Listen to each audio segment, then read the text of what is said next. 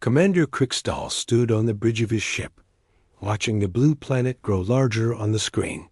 His 3 ships had traveled for many days to reach this quiet corner of the galaxy. The sensors showed a world with the right mix of gases. For life. Better yet, the signals coming from the planet were weak and simple. Perfect, he thought.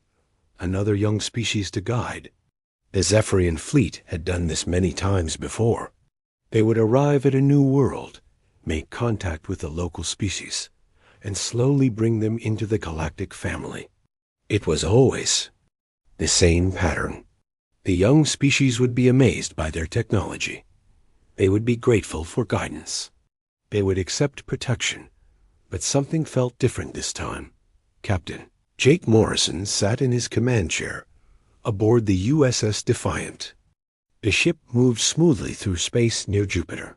It was a routine patrol, or so he thought. Then the sensors began to beep. "Captain," called Lieutenant Amy Rodriguez from her station. 3 unknown ships approaching from the outer system. Jake leaned forward. "Size and configuration?" "Large, sir. Maybe twice our size." "Design is completely unknown." This was it. The moment humans had wondered about for years. Were they alone in the universe? The answer was flying toward them right now. "Signal Earth Command," Jake ordered. "Tell them we have visitors." On Earth, Admiral Paul Bennett received the message in his office. He had been waiting for this day his entire career. The protocols were already in place. Dr. Lisa Grant and her team had spent years preparing for first contact. "Patch me through to the Defiant," Paul said. Jake's face appeared on the screen. "Admiral, the ships are maintaining distance. No hostile moves yet." "Good. Follow the protocols exactly. Dr. Grant is on her way to Luna Base. Keep them talking until she arrives." The Zephyrian ships slowed as they approached the human vessel. Krikstal studied the strange ship on his screen. It was smaller than his ships, but something about its design made him uneasy. The hull was smooth and dark. Weapons ports were hidden, but visible to his trained eye. "Send the greeting signal," he ordered. The message was simple. Mathematical sequences that any spacefaring species would understand. Prime numbers, then basic equations. It was the universal language of intelligence. Amy Rodriguez watched the patterns appear on her screen. "Captain, it's mathematics, basic sequences. Respond with the same pattern, then add the next logical sequence," Jake said. The response came. Quickly, both sides continued the mathematical conversation, each adding more complex problems. Krikstal was impressed. The humans were learning fast. "Open a channel," he commanded. The first words between humans and aliens were simple. "Greetings. We are the Zephyrian people. We come in peace." Jake took a deep breath. History was being made. "Welcome to our system. We are humans from Earth. We also come in peace." The conversation continued for hours. Both sides were careful and polite. The Zephyrians asked basic questions about human technology and society. The humans asked about the galaxy and other species, but Krikstal noticed things that worried him. The human ship's power readings were higher than expected. Their communication system was more advanced than it should be. When he asked about their technology, the humans gave vague answers. Dr. Lisa Grant arrived at Luna Base and took over the conversation. She was calm and professional, but she also noticed the aliens' strange reactions. They seemed surprised by human capabilities. "We would like to invite you to visit our world," she said. "We can learn much from each other." Krikstal agreed, but he was troubled. This was not going as planned. These humans were supposed to be primitive.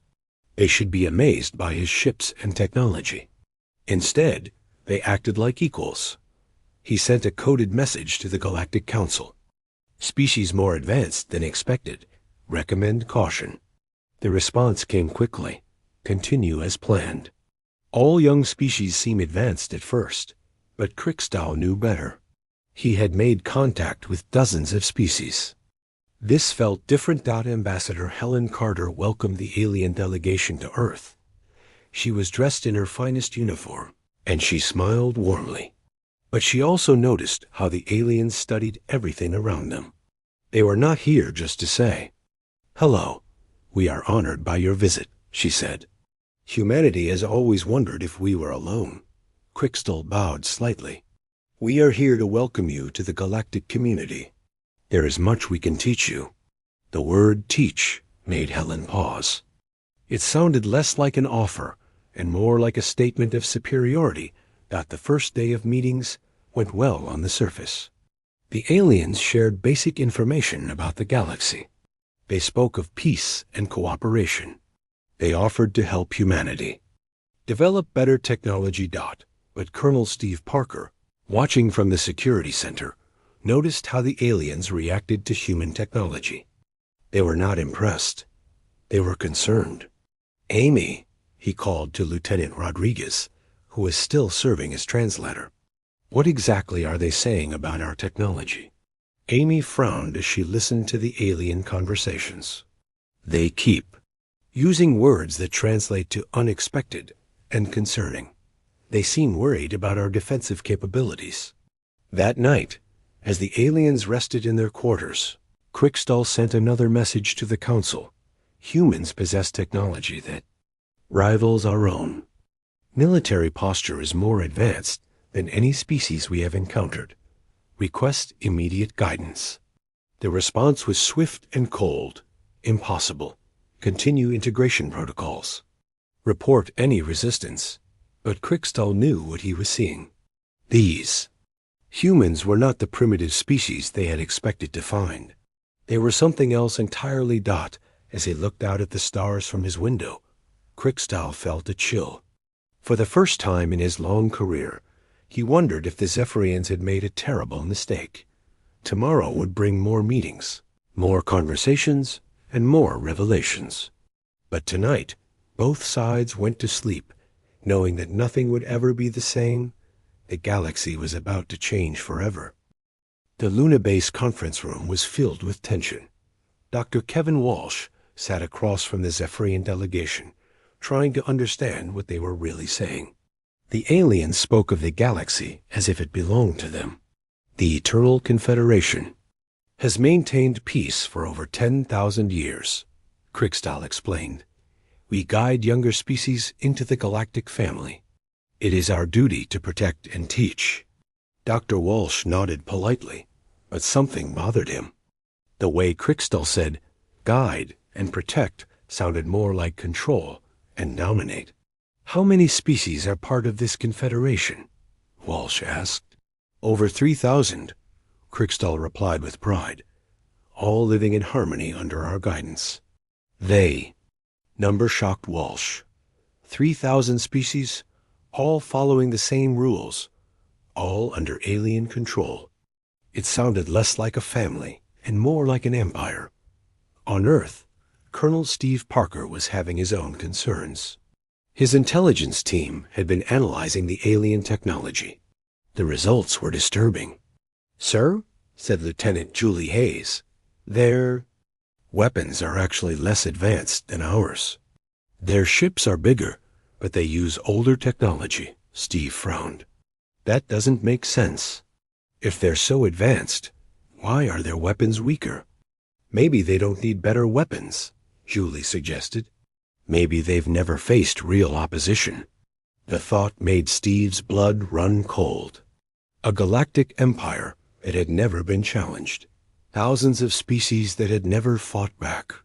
It painted a very different picture of the peaceful Confederation. Back on Luna Base, Council Speaker Threndak arrived with a much larger alien fleet. Unlike Crickstal's small group, this was clearly a show of force. 12 massive ships took position. Around the moon. Ambassador Helen Carter greeted the new arrivals with forced politeness. "We welcome you to our system, Council Speaker." Threndak was larger than the other aliens, with more elaborate clothing and several armed guards.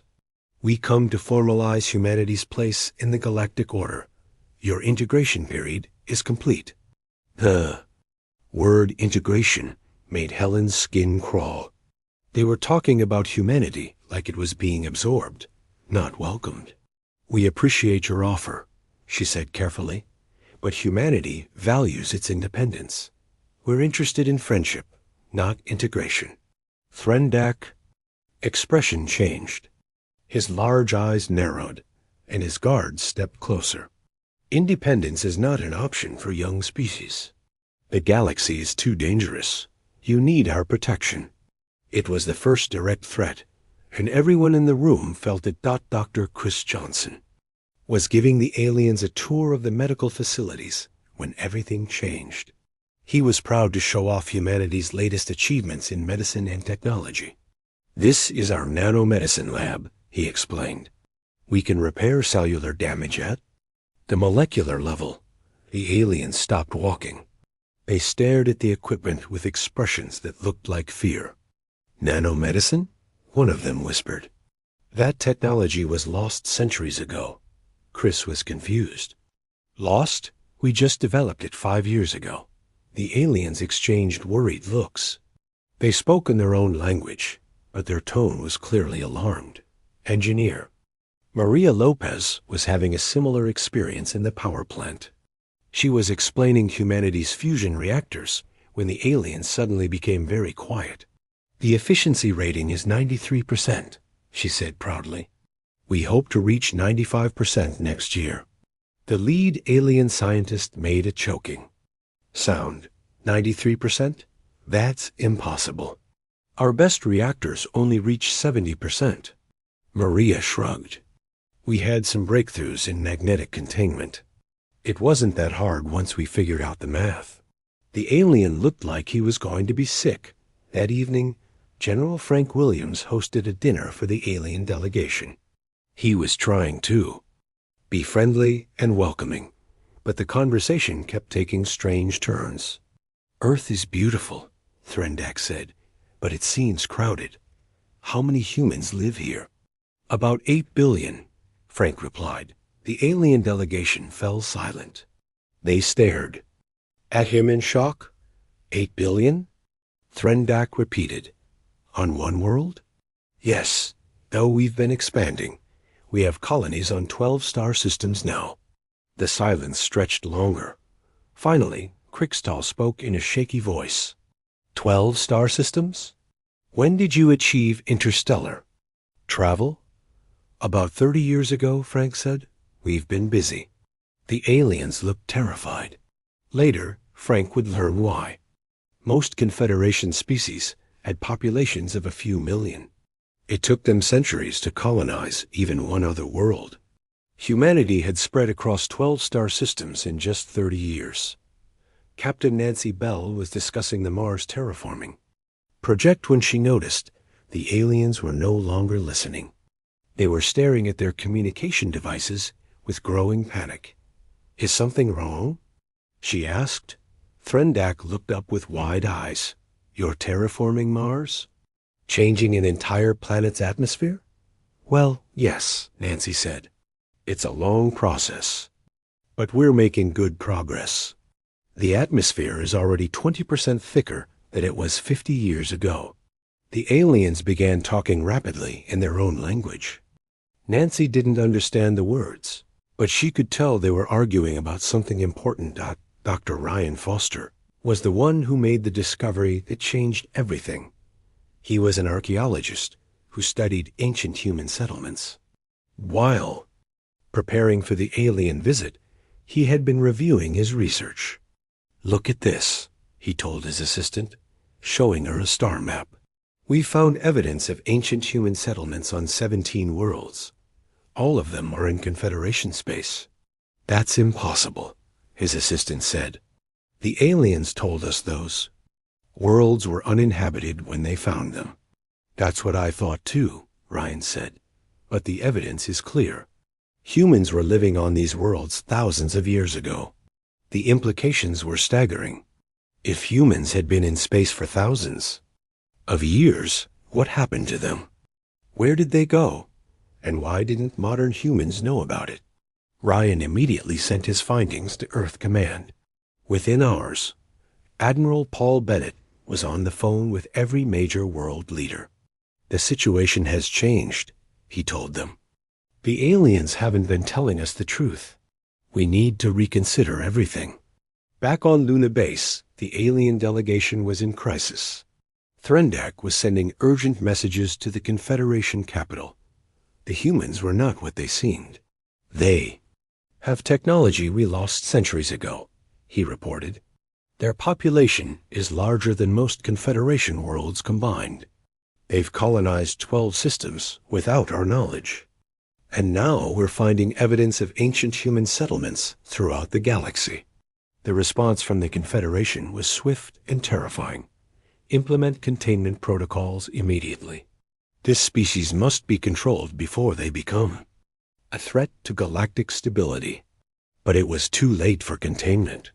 Humanity was already too advanced, too spread out, and too independent to be easily controlled. As the night ended, both sides knew the truth. The aliens had come expecting to find a primitive species they could dominate. Instead, they had found something that might be more powerful than they were. The friendly first contact was over. Now the real game was about to begin. High Counselor Vexthara stood in the great chamber on Nexus Prime, the capital world of the Eternal Confederation. The massive room was filled with representatives from hundreds of species, all talking at once. The topic was the same everywhere: the humans' order. Vexthara called out, her voice echoing through the chamber. "We will discuss this threat systematically." The word threat made many council members uncomfortable. The Confederation had not faced a real threat in over 1,000 years. They had grown comfortable with their power, used to being the strongest force in the galaxy. "The reports from the human system are disturbing," Vexthara continued. "This species possesses technology that rivals our own. Their military capacity is unknown, but appears significant. Most concerning, they show no interest in joining our Confederation." In the back of the chamber, younger council members whispered among themselves. They had grown up believing the Confederation was invincible. The idea that a single species could challenge them was terrifying. On Earth, Director Sam Mitchell was having similar concerns, but from the opposite perspective. His Global Intelligence Agency had been studying the alien visitors, and what they found was not encouraging. "The Confederation isn't what they claim to be," he told President Lara Davis during a classified briefing. "They're not peacekeepers. They're conquerors who use pretty words." President Davis leaned forward. "Explain." "Every species they've guided has been technologically suppressed," Sam continued. "Their populations are controlled. Their military forces are disbanded. They're not members of a confederation. They're subjects of an empire." The president's face went pale. "And they want to do the same to us?" "They expected to," Sam said, "but we're not cooperating with their plans." Agent Julie Hayes had been monitoring alien communications from a hidden facility in Colorado. Her team had broken the alien encryption codes weeks ago, but they had kept it secret. Now she was glad they had. "The aliens are panicking," she reported to her supervisor. "They're using terms like apex predator species and galactic destabilizer when they talk about us." Her supervisor, Agent Tony Martinez, frowned. "What does that mean?" "It means they're scared," Julie said. "Really scared. They're talking about humanity like we're some kind of monster that just woke up." The fear was not without reason. The aliens had designed their entire system around being the most advanced species in the galaxy. They had better technology, larger fleets, and more experience. But humans were challenging all of those advantages. Back on Luna Base, the situation was getting worse. The aliens had requested a cultural exchange where they would demonstrate their advanced weapons. Ambassador Helen Carter had agreed, thinking it would be educational. Commander Tony Baker was in charge of the demonstration. He watched as the aliens set up their most powerful weapon, a plasma cannon that could destroy a small moon. "This is the pinnacle of Confederation military technology," Thrindak announced proudly. "It represents thousands of years of development." The weapon fired at a test target, vaporizing it completely. The alien delegation smiled with satisfaction. "Impressive," Tony said politely. "Would you like to see one of our defensive systems?" The aliens agreed, expecting to see primitive human technology. Instead, Tony activated a shield generator that made the plasma blast look like a flashlight. The alien weapon fired again, this time at the human shield. The plasma hit the barrier and simply disappeared, absorbed harmlessly by the human technology dot. The alien delegation stared in shock. Their most powerful weapon had been neutralized effortlessly. "How is that possible?" Threndak whispered. Tony shrugged.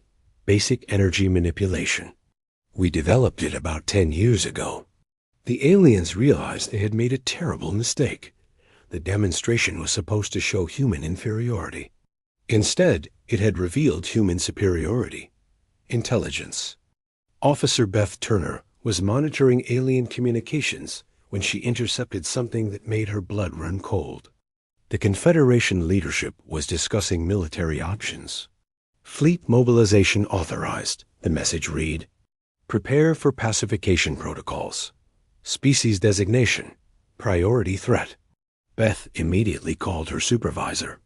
"Sir, the aliens are preparing for war. They're mobilizing their fleets under the pretense of a routine patrol.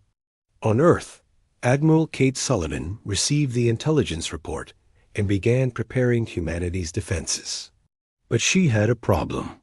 Human military doctrine was based on fighting other humans, not alien invaders. We need to assume they have capabilities we don't know about, she told her staff. Prepare for the worst-case scenario. The worst-case scenario was a galactic empire with thousands of species. Deciding that humanity was too dangerous to exist, that Dr. Alex Green was working late in his laboratory when he made a discovery that changed everything. He had been studying ancient human artifacts found on various worlds, trying to understand their origin. "This can't be right," he muttered, looking at his translation of an ancient text. "It says these artifacts are from the great human empire that ruled the galaxy 12,000 years ago." He ran the translation program again, but the result was the same. The artifacts were not from unknown aliens. They were from ancient humans. Alex called his research partner, Dr. Sarah Kim. "Sarah, you need to see this. I think humans have been in space much longer than we thought." Sarah arrived within an hour and looked at the evidence. "If this is true, then we're not newcomers to the galaxy. We're returning to it." The implications were staggering. If humans had once ruled the galaxy, what happened to them? Where did they go? And why did modern humans have no memory of their ancient empire? More importantly, if humans had been that powerful before, what were they capable of now? The answers began to emerge from archaeological sites around the solar system. Ancient human technology was buried on Luna, Mars, and several asteroids. The technology was incredibly advanced, far beyond anything humans or aliens currently possess. Dr. Peter Clark, leading the archaeological team on Luna, made the most disturbing discovery. The ancient humans didn't die out, he reported. They deliberately shut down their technology and withdrew from the galaxy. "Why would they do that?" asked his assistant. "I don't know," Peter said. But the shutdown was voluntary and controlled. They left detailed records about how to reactivate everything. The records were like an instruction manual for galactic domination. They contained technology that could reshape planets, weapons that could destroy solar systems, and defensive systems that could protect entire star clusters. As news of the discoveries spread, both humans and aliens began to understand the truth. Humanity was not a young species stumbling into the galaxy. They were the descendants of the galaxy's former masters, and they were starting to remember who they were. The Confederation had not discovered a primitive species to control. They had awakened something that had been sleeping for thousands of years. On Nexus Prime, High Counselor Vex Thara received the final intelligence report about the human discoveries. Her hands shook as she read about the ancient human empire and their advanced technology. "Send word to all Confederation fleets," she ordered. "Maximum alert status. We are no longer dealing with a young species. We are facing the return of the galaxy's former rulers." But it was too late. The ancient human systems were already beginning to activate. Across the galaxy, forgotten human worlds were coming back to life. The descendants of the great human empire were remembering their heritage. The galaxy was about to change hands once again. Dr. Peter Clark stood in the ancient chamber beneath Luna's surface, staring at technology that should not exist. The walls were covered with symbols that seemed to glow with their own light. Complex machines hummed with power that had been dormant for thousands of years. "The carbon dating confirms it," his assistant, Dr. Maria Santos, said quietly. "This facility is over 12,000 years old, but the technology is still functional." Peter touched one of the control panels, and it came to life under his hand. Information flowed across the screen in ancient human text that somehow seemed familiar. "It's like it's waiting for us," he whispered. "Like it knows we're human." On Mars, Professor Linda Shaw was making an even more disturbing discovery. She had been studying human genetic samples from volunteers when she noticed something strange. "Run the test again," she told her lab technician, Dr. James Wong. "I've run it 5 times, Professor," James replied. "The results are consistent. Every human carries dormant genetic markers that match the ancient DNA samples from the archaeological sites." Linda stared at the data. "What does that mean?" "It means we're not just descendants of the ancient humans," James said. "We are the ancient humans. The genetic modifications they made to themselves are still in our DNA, just waiting to be activated." The activation was already beginning. Military personnel who had been exposed to the ancient technology were showing enhanced abilities. Sergeant Joe Martinez, stationed at the Luna Base archaeological site, found that his reflexes were twice as fast as normal. "I can see everything," he told his commanding officer. "It's like time is moving slower." Corporal Diane Foster, working in the Mars facility, discovered she could understand the ancient technology instinctively. "I don't know how I know this," she explained, "but I can operate these machines like I've been using them my whole life." The changes were spreading. Humans who came into contact with the ancient technology found their dormant abilities awakening. Enhanced strength, faster thinking, improved senses.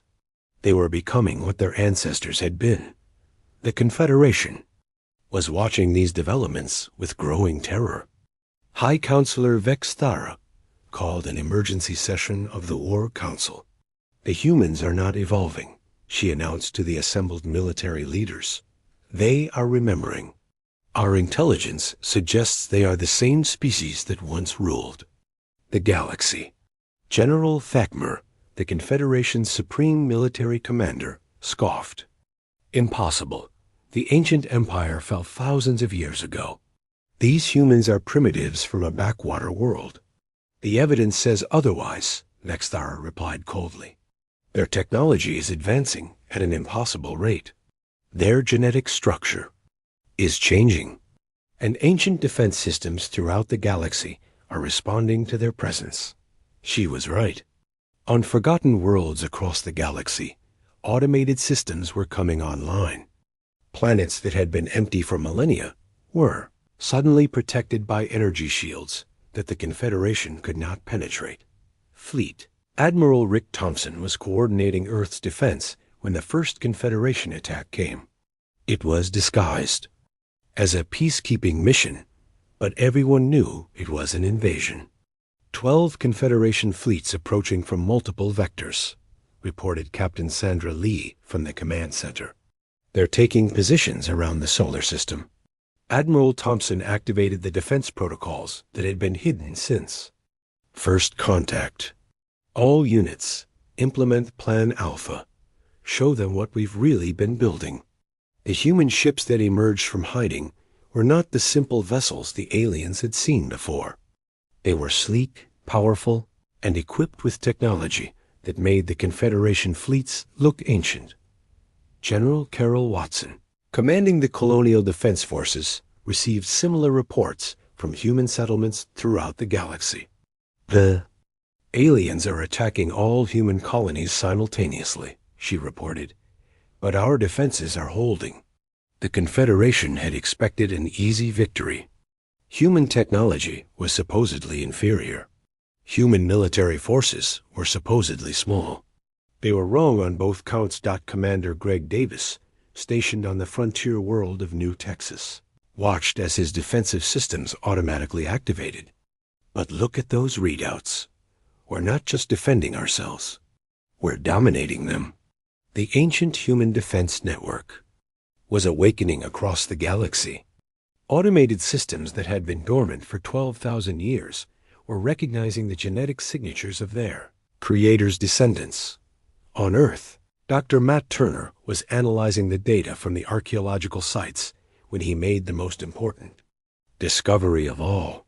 The ancient records contained the truth about humanity's past. The great human empire didn't fall, he announced to the Emergency Council. It withdrew, voluntarily. President Laura Davis leaned forward. What do you mean? The ancient humans realized that galactic domination was making them stagnant, Matt explained. They were so powerful that they had no challenges left. So they made a choice. They shut down their empire, scattered their people, and went into hiding. Why? To let the galaxy develop naturally, while they rediscovered what it meant to be. Human, Matt said. They wanted to return to their roots, to remember why they had become great in the first place. The plan had worked perfectly. Humanity had spent thousands of years developing art, culture, philosophy, and science without the burden of ruling the galaxy. They had become more human, not less. But now the galaxy needed them again. The Confederation had created a stagnant empire where innovation was discouraged and individual species were suppressed. It was exactly what the ancient humans had wanted to avoid. The final battle began when the Confederation's main fleet attacked Earth directly. High Counselor Vexthara herself led the assault, determined to destroy the human threat before it could spread. All ships target the human homeworld, she commanded. End this before it begins. But as the Confederation fleet approached Earth, something unprecedented happened. The planet's ancient defenses activated automatically. A shield of pure energy surrounded the world, protecting it from any attack. More than that, the ancient human capital ship emerged from its hiding place at the galaxy's core. The massive vessel was larger than entire Confederation fleets, and it was heading straight for Earth. Admiral Haight Sullivan watched in amazement as the ancient ship took position between Earth and the attacking fleet. It's protecting us, she whispered. After 12,000 years, it's still protecting us. The Confederation fleet fired everything they had at the ancient ship. Their weapons were absorbed harmlessly by shields that had been designed to withstand attacks from entire star systems. Then the ancient ship responded. A single pulse of energy disabled the entire Confederation fleet without destroying them. The aliens found themselves floating helplessly in space, their weapons offline, their ships powerless. It was not a massacre. It was a demonstration. The ancient humans had returned, and they were more powerful than ever. High Counselor Vexthara stared at the massive human ship in defeat.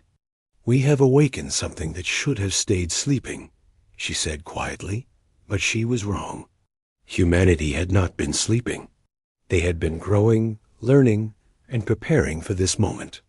The galaxy's former rulers had returned, and they were ready to reclaim their place among the stars. The age of the Confederation was ending. The age of humanity was beginning again. President Lara Davis stood on the bridge of the ancient human capital ship, looking out at the stars through windows that had seen the birth and death of civilizations.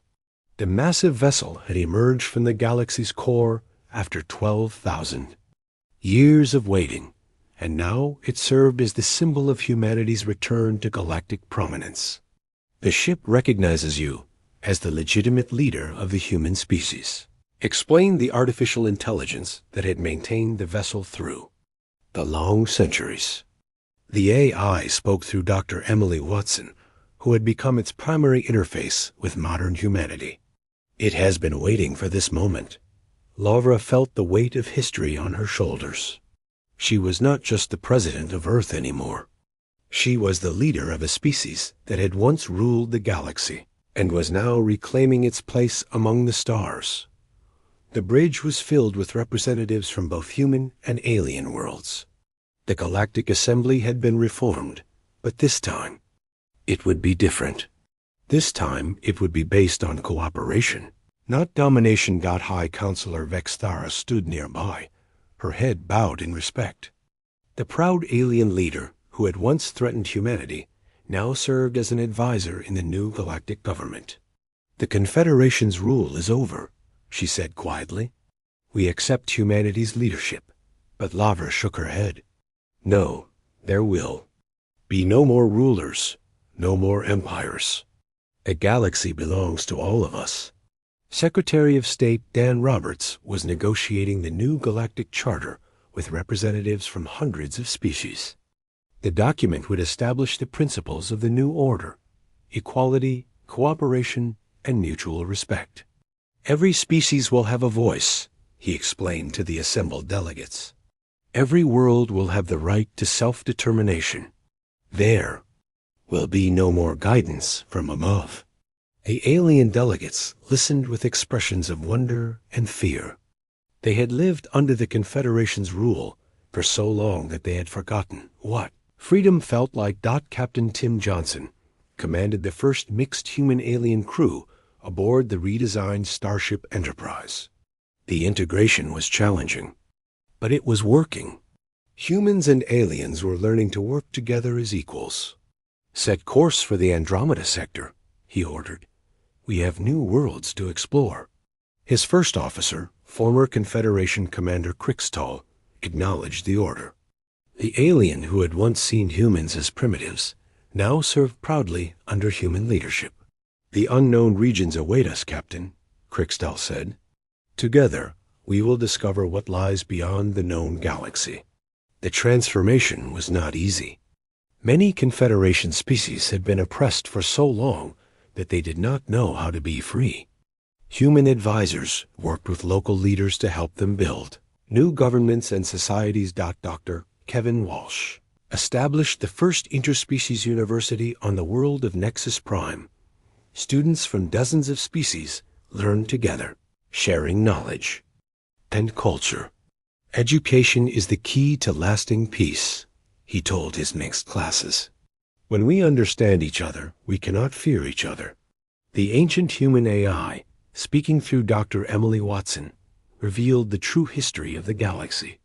The great human empire had not been cruel or oppressive. It had been a golden age of exploration and discovery. But power corrupts, the AI explained. Our ancestors realized they were becoming what they had fought against. They chose to withdraw rather than become tyrants. The withdrawal had been planned and executed over several centuries. The ancient humans had scattered their people across the galaxy, erasing their own history and technology. They had wanted their descendants to rediscover greatness through struggle and growth. They succeeded, the AI concluded. Modern humanity is stronger and wiser than the ancient empire ever was. The proof was in how humans handled their return to power. Instead of seeking revenge against the Confederation, they offered partnership. Instead of imposing their will, They encouraged diversity. Ambassador John Carter worked with former enemy commander Kriegstall to establish the first joint human-alien colony. The world of New Harmony was a testament to what cooperation could achieve. This planet was uninhabitable 5 years ago, John explained to visiting dignitaries. Now it supports 3 million inhabitants from 12 different species. The terraforming technology that made New Harmony possible was a fusion of human innovation and alien knowledge. Neither species could have achieved it alone. Children born on New Harmony grew up speaking multiple languages and understanding multiple cultures. They were the first generation of true galactic citizens. The military transformation was equally dramatic. The Confederation's massive fleets were disbanded, replaced by smaller, mixed-species exploration and defense forces. Admiral Kate Sullivan commanded the new Galactic Defense Force, which included ships and crews from every member species. Their mission was not conquest, but protection. "We will defend the weak and explore the unknown," she announced at the force's inaugural ceremony. "We will be guardians, not conquerors." The economic changes were revolutionary. The Confederation had controlled trade and technology, keeping member species dependent. The new system encouraged innovation and competition. Dr. Lisa Grant established the Galactic Research Institute, where scientists from all species worked together on breakthrough projects. The Institute's first success was a new form of faster-than-light travel that made exploring distant galaxies possible. "Science knows no species boundaries," she told her diverse research teams. "Knowledge belongs to everyone." The Cultural Renaissance was perhaps the most important change. For thousands of years, the Confederation had suppressed individual cultures in favor of uniformity. Now, each species was free to express its unique heritage. Art galleries on every world displayed works from dozens of different species. Music that blended human melodies with alien harmonies filled concert halls. Literature that explored universal themes through different perspectives became popular across the galaxy. Engineer Maria Lopez led the project to restore damaged worlds that had suffered under Confederation rule. Her teams used advanced human technology, combined with alien knowledge, to heal planets that had been strip-mined or polluted. "Every world deserves a chance to flourish," she said as she watched forests grow on a planet that had been barren for centuries. "We're not just rebuilding. We're making things better than they ever were." The ancient human facilities throughout the galaxy were converted into schools and research centers. The technology that had once been used for war was now dedicated to peaceful purposes. Dr. Peter Clark, who had discovered the first ancient facility on Luna, became the director of the Archaeological Preservation Society. His mission was to protect and study the remnants of the old empire while ensuring they were used wisely. "The past teaches us," he explained to his students, "but it should not control us. We must learn from our ancestors' mistakes and build a better future." The transformation extended to the smallest details of daily life. Trade routes that had once carried tribute to the Confederation capital now connected free worlds in a network of mutual benefit. Children who had grown up under Confederation rule learned new concepts like democracy, individual rights, and personal freedom. For many species, these ideas were revolutionary. General Frank Williams established the Galactic Peacekeeping Academy, where representatives from all species learned conflict resolution and diplomacy. The Academy's motto was simple: strength through understanding. "War should always be the last option," he taught his diverse classes. "A wise leader finds ways to solve problems without violence." The religious and philosophical changes were equally profound. The Confederation had promoted a single official belief system. The new galactic order celebrated spiritual diversity. Ambassador Helen Carter organized the first Galactic Interfaith Council, bringing together religious leaders from hundreds of species.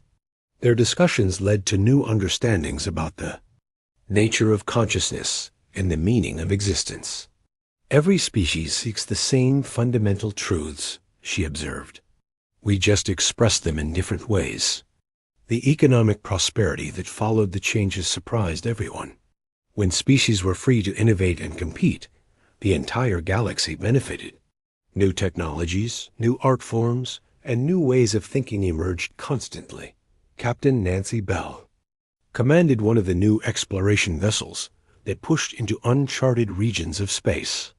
Her mixed crew discovered dozens of new worlds and several new species. A galaxy is much larger and more diverse than we ever imagined, she reported. Every day brings new wonders. The new species they encountered were treated as equals from the moment of first contact. There were no integration protocols or guidance periods. They were simply welcomed into the galactic community as partners. Dr. Chris Johnson's medical research benefited from this diversity. Each species contributed unique knowledge about biology, healing, and life itself. Diseases that had plagued individual species for millennia were cured through cooperative research. Life finds infinite ways to express itself, he mused while studying samples from a newly discovered species. Our diversity is our greatest strength. The ancient human AI gradually transferred its knowledge to the new generation of galactic citizens. It taught them about the dangers of power and the importance of humility. Your ancestors chose to give up their empire because they understood a fundamental truth, the AI explained through Dr. Emily Watson. True strength comes no. The stars shone brightly against the black canvas of space as the scout vessel Pathfinder dropped out of faster-than-light travel. Lieutenant Sam Carter gazed through the main viewport at Proxima Centauri, Earth's first successful colony planet. Something was wrong. Very wrong. "No response to hails, sir," said Communications Officer Lisa Gray. Her fingers moved quickly across her console. "I've tried all channels. Nothing but static." Sam frowned. The colony had gone silent 3 days ago. Earth Command had sent them to investigate, expecting a simple communications malfunction. But the eerie silence and lack of orbital traffic suggested something far worse. "Take us down, Danny," Sam ordered the pilot. "Standard approach pattern. Everyone stay alert." The Pathfinder descended through wispy clouds, sensors scanning the colony's main settlement below. 5,000 people lived here, or had lived here. As they dropped lower, the crew fell silent. The buildings stood damaged or crushed. No movement, no signs of life. "My God," whispered Medical Officer Ben Wood. "What happened to them?" Sam swallowed hard. "Land us at the edge of the settlement, Danny. Away team with me. Full environmental suits and weapons ready." Minutes later, Sam led his team through the ruined colony. The streets were empty. Doors hung open on homes and businesses. It looked like people had tried to run. But from what? "Sir, over here," called Security Chief Maya Rogers. She pointed to strange crystal-like structures growing from the ground. They glowed with a faint blue light and seemed to pulse like something alive. "Don't touch them," Sam ordered. "Ben, what are these things?" Ben scanned the structures with his handheld device. "Unknown, sir. Not registering as any material in our database. But they're growing. And they're giving off energy readings unlike anything I've seen." Sam took pictures to send back to Earth. As they moved deeper into the colony, they found the first bodies. Colonists frozen in their final moments, faces locked in terror. Some appeared partially dissolved, as if something had begun to consume them. "We need to gather whatever data we can and leave," Sam said, fighting to keep his voice steady. "Something wiped out 5,000 people. It could still be here." The team collected samples, downloaded colony computer logs, and recorded everything they saw. The story began to piece together from fragmented security footage. 3 days ago, something massive had appeared in the sky. Not a natural disaster, a ship. The footage showed only glimpses, a dark shape blotting out the stars, strange lights, and then chaos as colonists tried to escape. As they worked, Engineer Pete Walsh's voice came urgently through their comms. "Lieutenant, something just entered the system.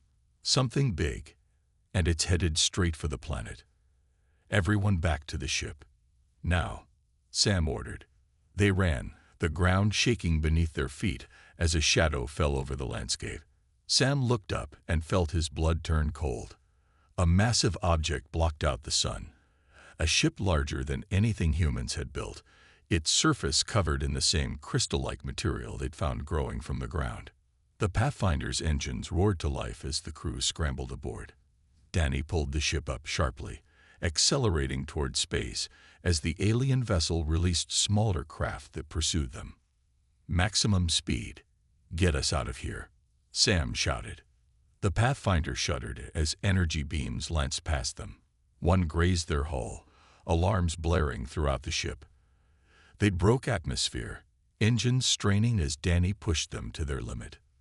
Preparing for jump, Danny called out, his voice tight with fear. The stars stretched, and they escaped, but not before their cameras captured clear images of their pursuer. 2 weeks later, intelligence analyst Olivia Reed stared at those images in a secure room deep under Earth Command headquarters. She compared them to ancient cave paintings found across Earth, warnings from prehistoric humans about visitors from the stars. The paintings had been dismissed as myths. Now Olivia knew better. The visitors had a name in the oldest human languages, the Harvesters, and they had returned. 6 months passed after the Proxima Centauri disaster. Earth's governments united under a single banner for the first time in human history. Fear was a powerful force for change. Diane Clark worked late in her lab at the Lunar Research Base. At 29, she was one of the brightest engineers Earth had to offer. Her experimental shield technology had become Earth's top defense priority. Just a few more adjustments, she muttered to herself, fingers flying over the control panel. The lab door slid open. Her supervisor, Dr. Ellis, rushed in. His face was pale. "Turn on the news," he said. "Now." Diane activated the wall screen. A news anchor spoke with a shaking voice as images showed Earth's orbital defense platforms activating. Repeating, all citizens should proceed to designated shelter areas. This is not a drill. Alien vessels have been detected at the edge of our solar system. Diane's heart pounded. How many ships? "Hundreds," Dr. Ellis whispered. "They arrived just minutes ago." Alarms blared throughout the base. Outside the lab windows, Diane saw crews rushing to battle stations.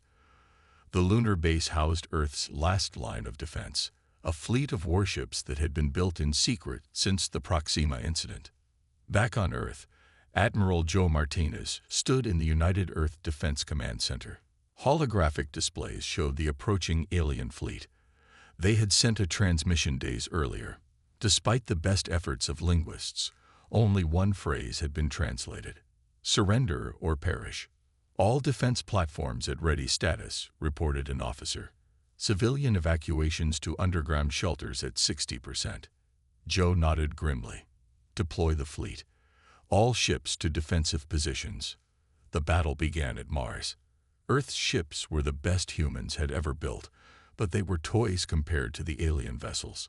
The aliens, who called themselves the Voidborn in their transmissions, used weapons that seemed to bend reality itself. From the lunar base, Diane watched in horror as the first line of Earth's defense fell in less than an hour. The Voidborn ships moved methodically, like surgeons cutting away diseased tissue.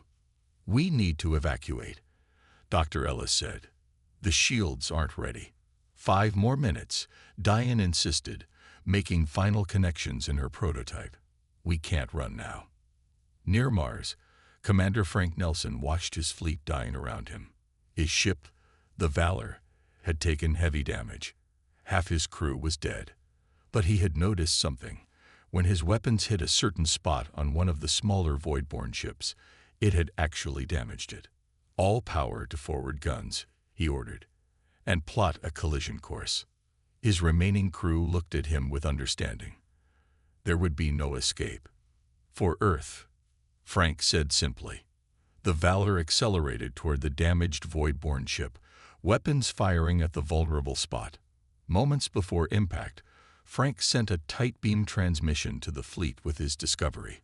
Then the Valor rammed into the alien vessel. Both ships erupted in a massive explosion. When the light faded, the Voidborn ship was destroyed, the first alien vessel humanity had managed to take down. On the lunar base, alarms blared as Voidborn ships approached. Diane's prototype shield generator hummed to life, creating a bubble of energy around the main research section. "Evacuate everyone to the protected area," she shouted. "The shield will hold." She didn't know if that was true, but people needed hope.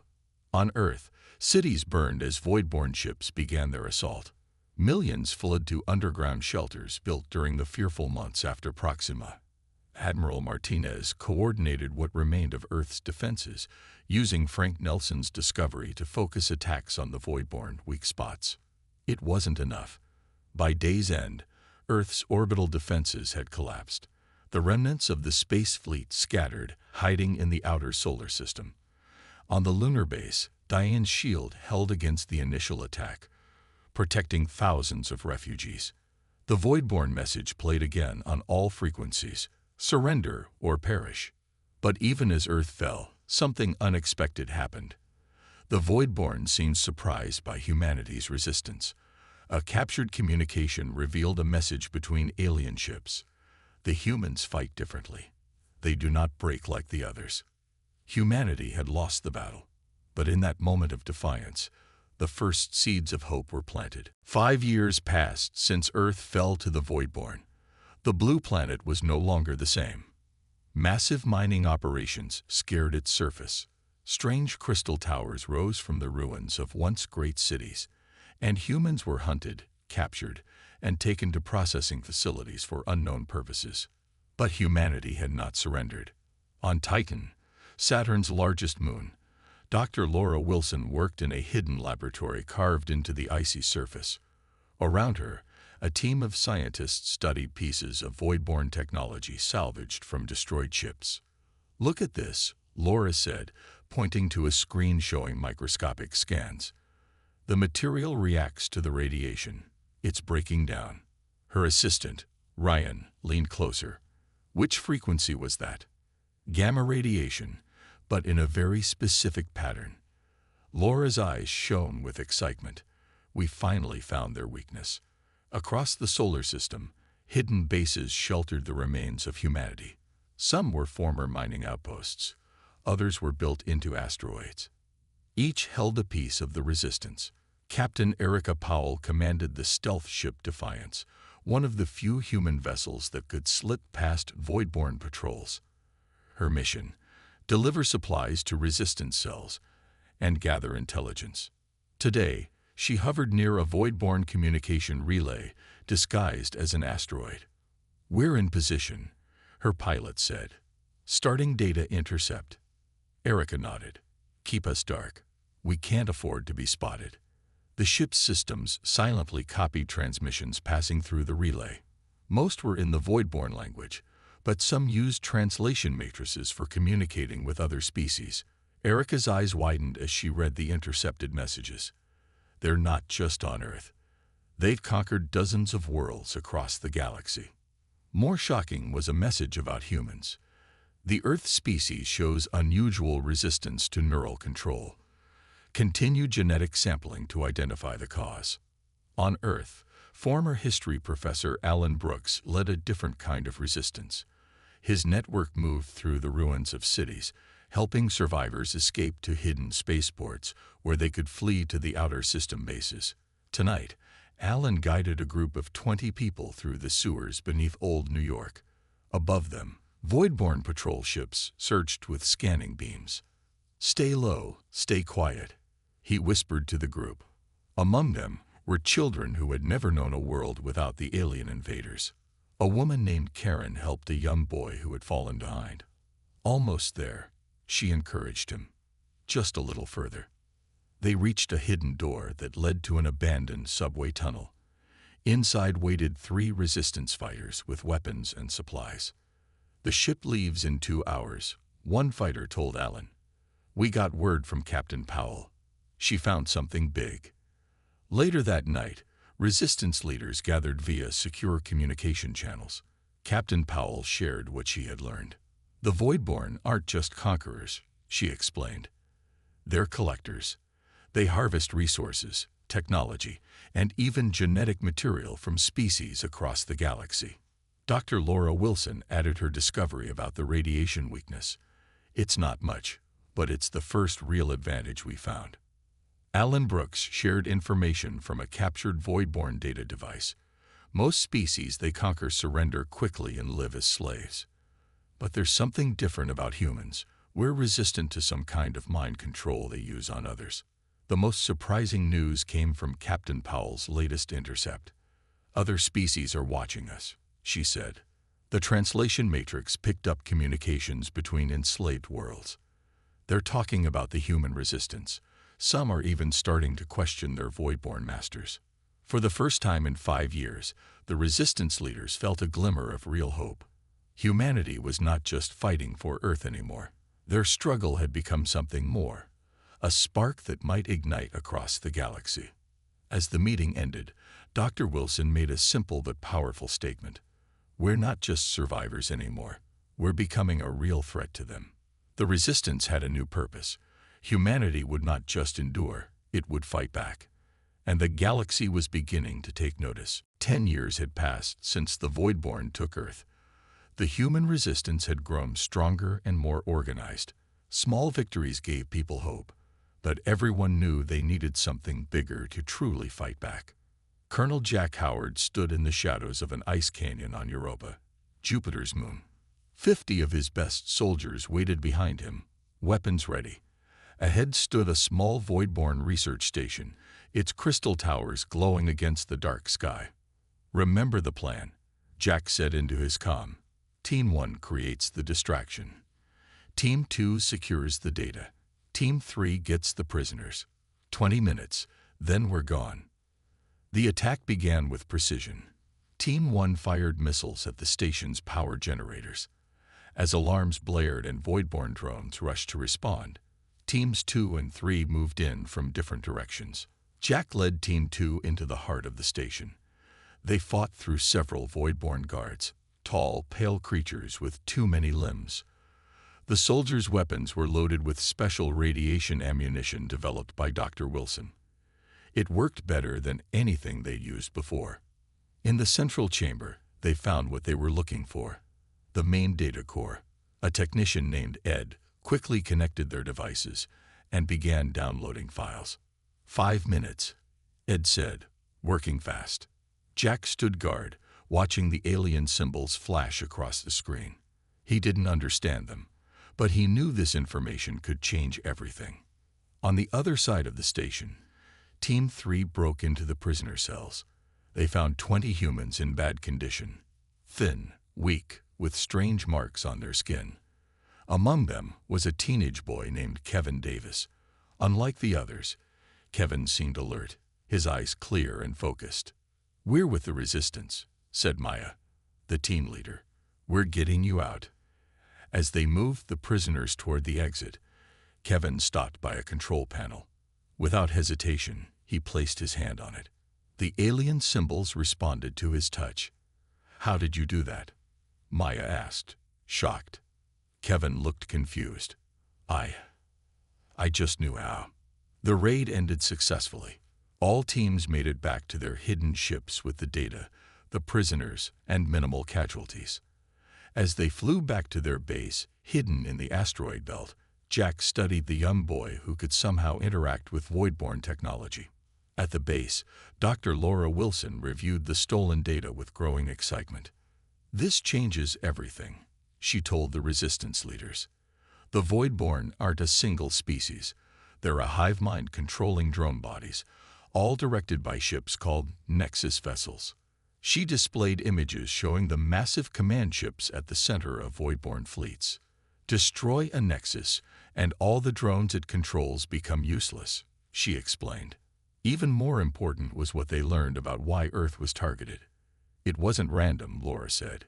"Humans possess genetic markers that make us dangerous to them. We're naturally resistant to their mind control, and they see us as a threat. Meanwhile, in the medical section, doctors examined the rescued prisoners. Most had been subjects in brutal experiments. But Kevin Davis was special. Tests showed his DNA had been altered by the Voidborn. They were trying to understand what makes humans different, the chief doctor explained. In Kevin's case, they accidentally gave him the ability to interface with their technology. A plan began to form. They would build their own fleet using reverse-engineered Voidborn technology, combined with Dr. Wilson's radiation weapons. They called it Project Prometheus, after the figure from myth who stole fire from the gods and gave it to humans. Kevin would be crucial to their success. His ability to interface with alien systems might let them overcome the Voidborn's technological advantage. As the Resistance prepared for their boldest move yet, a message arrived from Captain Powell's Defiance. Resistance cells are forming on other worlds. We're not alone anymore. The tide was beginning to turn. Humanity wasn't just surviving. It was becoming the galaxy's best hope for freedom. 14 years after the invasion, humanity was ready to strike back. Hidden in the rings of Saturn, the Resistance had built their first real warship, the Avenger. It wasn't as large as a Voidborn vessel, but it carried weapons designed to exploit the enemy's weaknesses. Captain Greg Morrison stood on the bridge, looking at his crew. They were a mix of soldiers, engineers, and survivors who had trained for this moment for years. "All systems check complete, Captain," reported his first officer, Liley. "We're ready." Greg nodded. "Begin Operation First Strike." The Avenger moved silently from its hiding place, followed by 5 smaller attack ships. Their target, a Voidborn mining fleet harvesting resources from the asteroid belt. It was smaller than most Voidborn forces, making it the perfect first target. In the ship's special operations room, Kevin Davis sat surrounded by equipment. Now 19 years old, Kevin had spent years developing his unique ability to interface with Voidborn systems. "I'm ready, Captain," Kevin said through the comm. "Once we're in range, I can begin disrupting their communications." The human fleet approached the asteroid belt. The Voidborn ships, busy with their mining operations, didn't notice them until they were close. "Now, Kevin," Greg ordered. Kevin placed his hands on the alien-human hybrid console before him. His eyes closed in concentration. The Voidborn ships suddenly began to move erratically, their coordinated actions falling apart. "All ships, attack pattern Delta," Greg commanded. "Target their weak points." The Avenger fired its main weapon, a cannon that emitted the specific radiation frequency Dr. Wilson had discovered. The beam hit the largest Voidborn ship, causing its crystalline surface to crack and break. The smaller human vessels attacked the confused Voidborn ships from multiple directions. For the first time, the aliens seemed unprepared, unable to coordinate their defense properly thanks to Kevin's disruption. "They're trying to adapt," Kevin warned, sweat beading on his forehead. "I can't hold them much longer." "All ships, concentrate fire on the command vessel," Greg ordered. The human fleet focused all weapons on the largest Voidborn ship. Its surface glowed and cracked under the combined assault. Finally, with a blinding flash, the alien vessel broke apart. Without their command ship, the remaining Voidborn vessels became disorganized. Some tried to flee, others continued fighting but with reduced effectiveness. The human fleet methodically destroyed them all. When it was over, the asteroid belt was clear of enemy forces.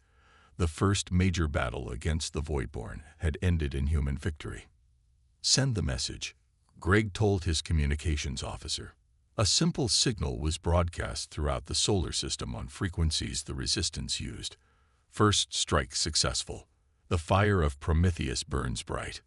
News of the victory spread quickly. On Earth, where billions still lived under Voidborn rule, people began to resist more openly. Small uprisings broke out in processing centers. Resistance cells grew bolder in their attacks. The Voidborn response was swift and brutal. More ships arrived in the solar system. Patrols increased. Punishments for resistance became more severe. But something was different about their behavior now. There was an urgency that hadn't been there before. Intelligence Officer Melissa Young, monitoring voidborne communications from a hidden base on Mars, noticed something important. They're calling for reinforcements from other systems, she told the Resistance leadership during an emergency meeting. And the messages sound afraid. Further analysis revealed something even more significant. The Voidborn were pulling forces from other conquered worlds to deal with the human threat. They see us as more dangerous than any of their other subjects, Admiral Martinez said. That means those worlds now have fewer Voidborn forces controlling them. The implications were clear. Humanity's fight wasn't just about Earth anymore. By forcing the Voidborn to concentrate their forces in the solar system, they were creating opportunities for resistance on other worlds. For the first time in 14 years, hope wasn't just a distant dream. It was becoming a reality that spread across the stars. 2 years had passed since humanity's first victory against the Voidborn. The resistance had grown stronger, with more ships and weapons. They no longer hid in the shadows. Instead, they attacked Voidborn targets across the solar system, then disappeared before the enemy could respond. Lieutenant Paul Adams led a small team on a mission to Mars. Their target, a Voidborn communications hub built in the ruins of an old human colony. The team moved quickly across the red landscape, wearing suits that hid them from Voidborn sensors. Almost there, Paul whispered through his comm. Remember, we need to download their data, then plant the charges. 15 minutes, then we're gone. They'd reached the facility, a tall crystal tower surrounded by smaller buildings.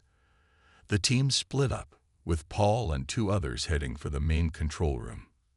They encountered few guards. The Voidborn had grown stretched thin, trying to maintain control across the solar system while fighting the growing human resistance. In the control room, Paul connected a device to the alien computer. It began copying data while his team set explosives. "Sir," called one of his soldiers, "something's moving in the storage area." Paul drew his weapon and moved cautiously toward the back of the room. Behind a panel, he found something unexpected. A hidden compartment containing what appeared to be prisoners, but they weren't human. The creatures were tall and reptilian, with scaled skin and large eyes. They wore simple clothes and restraints on their wrists. They watched Paul with a mixture of fear and hope. One of them stepped forward and spoke in broken English. "You are humans, the fighters." Paul stared in shock. "Yes. Who are you?" "I am Krell. We came. Watch humans fight. We were caught." Before Paul could respond, alarms blared. Their presence had been detected. "Grab the data and move out," Paul ordered his team. He looked at the alien prisoners. "You're coming with us." They fought their way out of the facility, the Krell helping as best they could despite their restraints. One of them, stronger than the others, even managed to kill a Voidborn guard with its bare hands. Once clear, they triggered the explosives. The communications hub erupted in flames behind them as they raced to their hidden ship. Back at the Resistance base, the Krell were treated with caution but respect. Their leader, who called himself Scar, explained their purpose. "Many worlds watch humans," he told the gathered Resistance leaders. "For centuries, Voidborn rule through fear. All species surrender quickly. But humans fight. Humans win sometimes. This never happened before." Scar revealed that he and his companions were scouts from a distant star system. They had been sent to observe humanity's resistance, which had become a subject of great interest among the conquered species of the galaxy. "Others want to join fight," Scar said, "but need to know humans can be trusted, need to know humans can win." It was an opportunity the Resistance hadn't dared hope for. Allies from beyond the solar system. Engineer Diane Clark, who now led the Resistance's technology division, immediately began working with the Krell scientists. They shared knowledge about Voidborn weaknesses and technology that complemented humanity's discoveries. Meanwhile, Kevin Davis made another breakthrough. During his sessions interfacing with Voidborn technology, he discovered he could sense others like himself, humans who had been experimented on by the Voidborn and developed similar abilities. They're all over the solar system, Kevin explained to the leadership. If we can find them, rescue them, we could create a network. We could coordinate attacks without the Voidborn knowing. For the first time, the Resistance began to believe they might not just survive. They might actually win. With potential allies among the stars and a growing understanding of their enemy, humanity's fight was becoming a galactic cause. As Paul Adams watched Scar and his fellow Krell working alongside human engineers, he realized something important. The Voidborn's greatest mistake had been attacking Earth.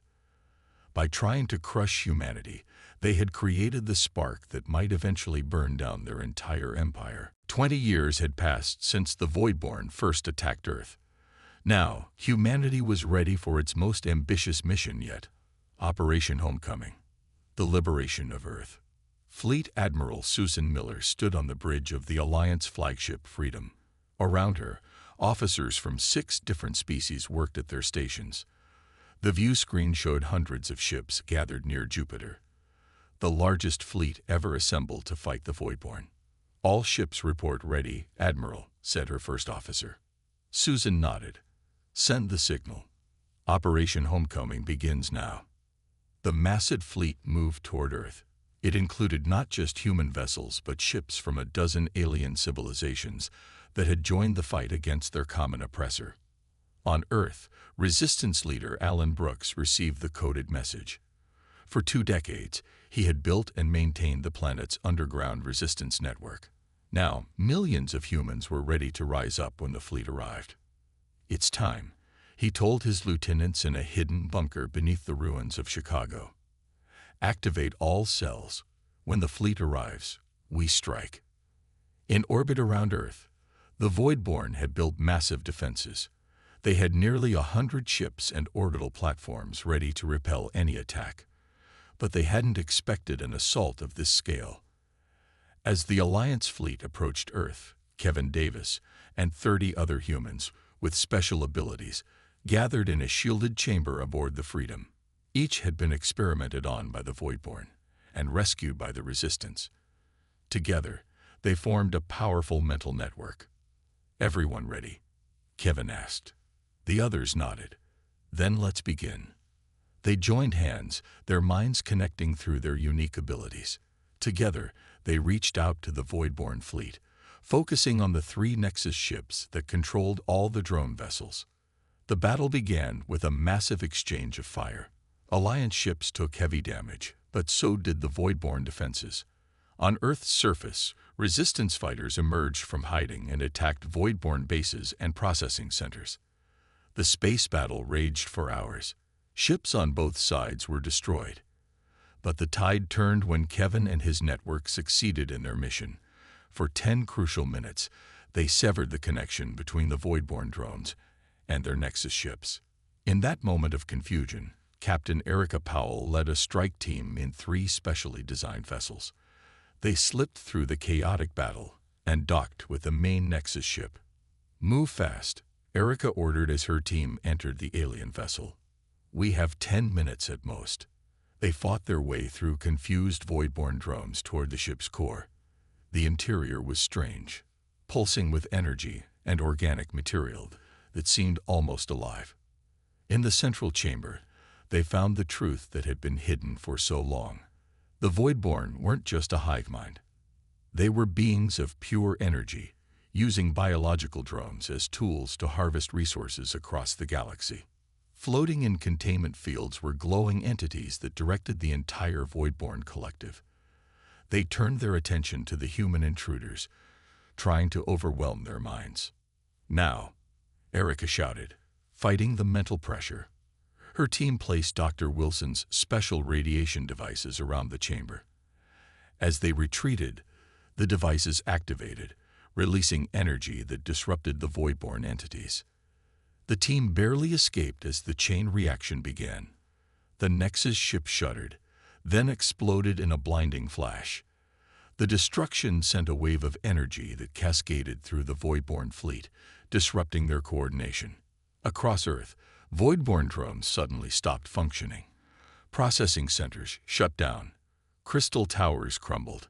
In orbit, the Alliance fleet pressed their advantage, destroying the remaining enemy ships.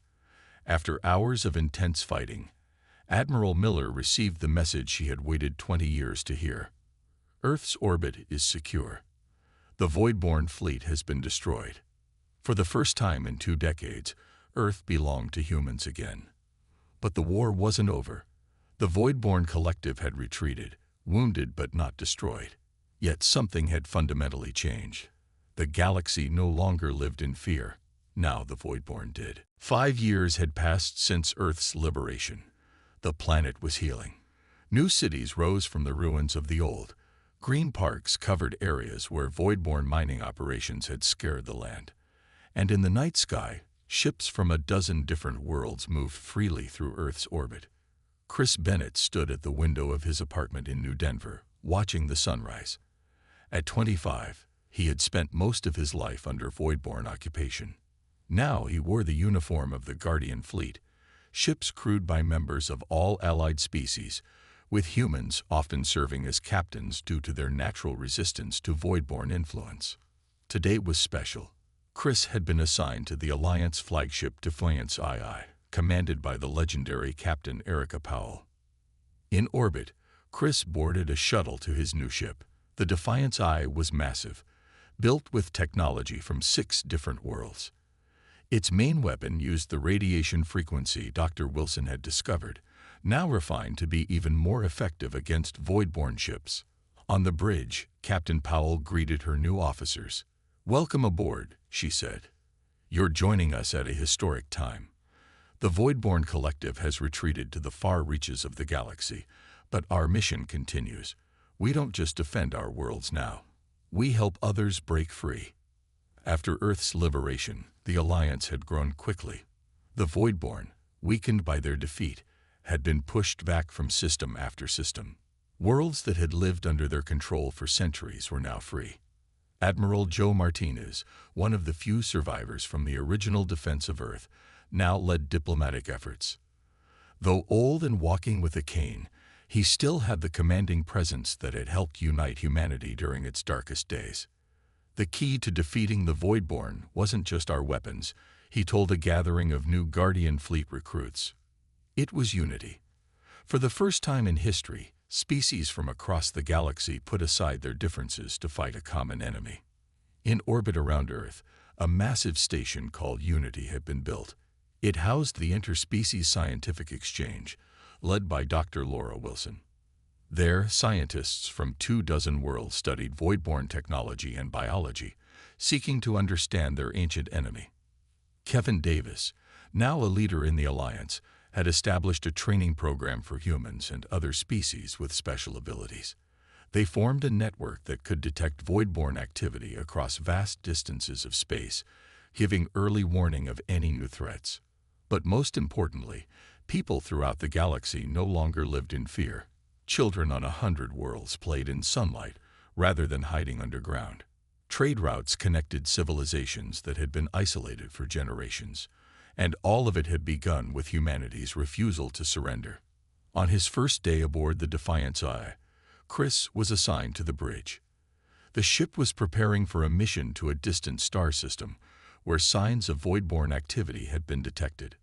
"Ready for departure, Captain," the first officer reported. Captain Powell nodded. "Set course for the Andromeda sector. Maximum speed." As the ship accelerated away from Earth, Chris stood at his station, looking at the view screen. Stars streaked by as they entered faster than light travel. Among the bridge crew were humans, Krell, and representatives of 4 other species, all working together. Chris thought about his parents, who had died during the occupation. They hadn't lived to see this day, but they had been part of the resistance that made it possible. Their sacrifice, and the sacrifice of millions like them, had changed the course of galactic history. The galaxy had once lived in fear of the Voidborn. Now the Voidborn lived in fear of the alliance humanity had built. And as the Defiance I carried its mixed crew toward new adventures, Chris knew the greatest chapter in humanity's story wasn't their victory in war. It was what they had created from the peace that followed. A galaxy united, a galaxy free, a galaxy it would never again surrender to fear.